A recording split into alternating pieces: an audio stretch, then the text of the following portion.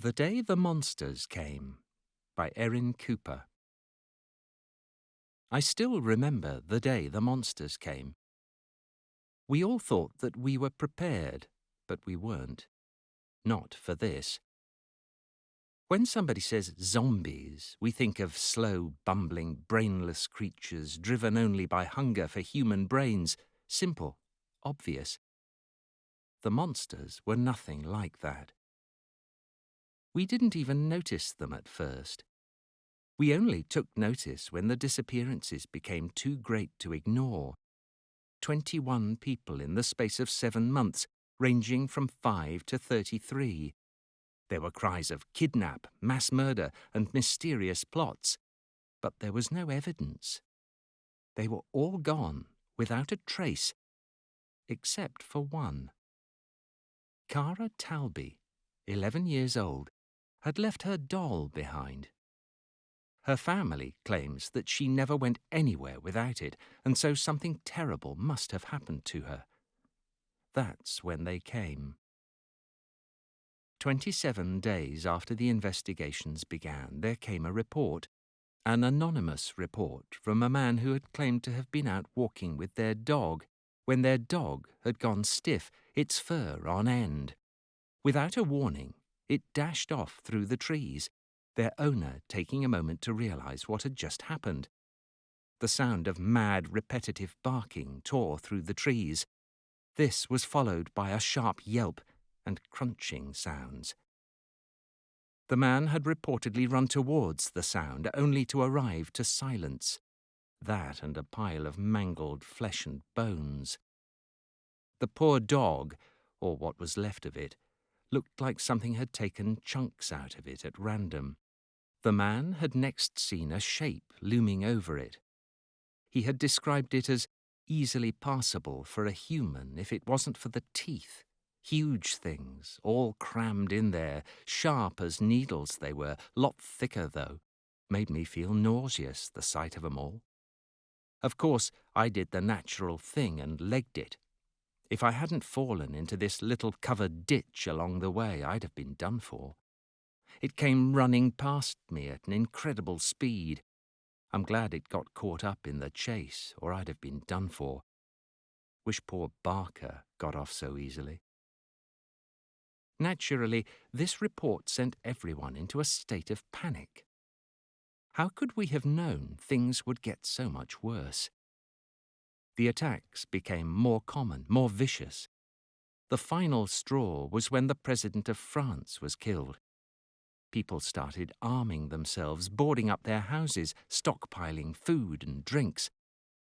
The monsters seemed to multiply, but it was always clear which were the big ones. Soon it became unsafe even to sleep for multiple reasons. I'll get to that in a moment. Living in the apocalypse for 3 years, you learn things.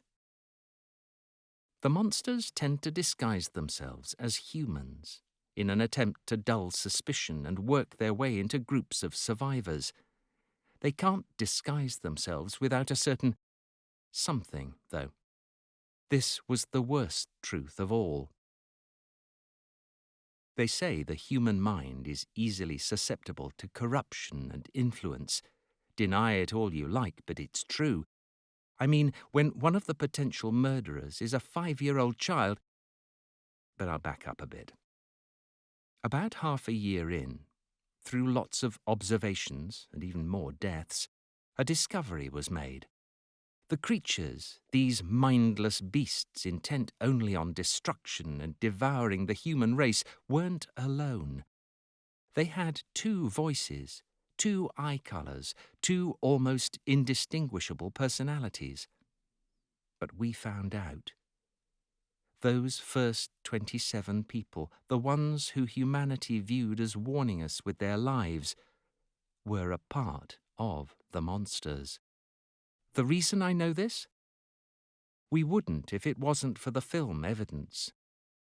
Modern security cameras are a miracle, really. But on the 7th of November, a security camera managed to film the dreadful, dreadful truth. Jane Williams and Samuel Harris were both seen on camera being confronted by two creatures. One seemed to try negotiating, while the other attacked from behind. The end result was the same each time. The monsters removed and ate the heart. Neither Jane nor Samuel got 5 meters, and considering Jane was on the school running team, the monsters were definitely elite and more than a little scary. The creatures seemed to perform this weird ritual, with some pretty deep breathing exercises. There was a weird form on the camera, vaguely in the shape of the two recently deceased teens, which started walking slowly towards the monsters before disappearing into them. The worst part was yet to come.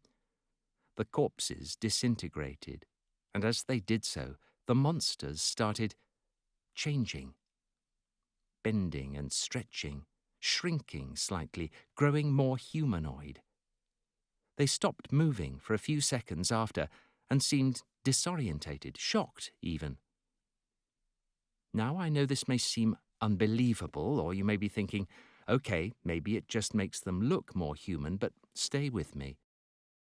When the victims' families were shown the footage, there were shocked and horrified cries from mothers, fathers, and siblings.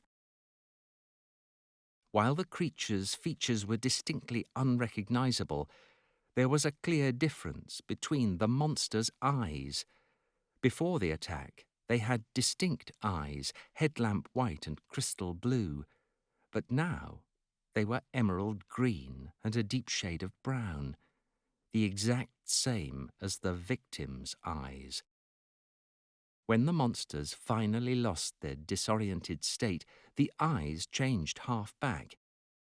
There were investigations on a massive scale, denial and cover-ups, but the truth was out. And believe me, it's a whole lot harder to accept that the creatures hunting you down and seeking to devour you were once just like you.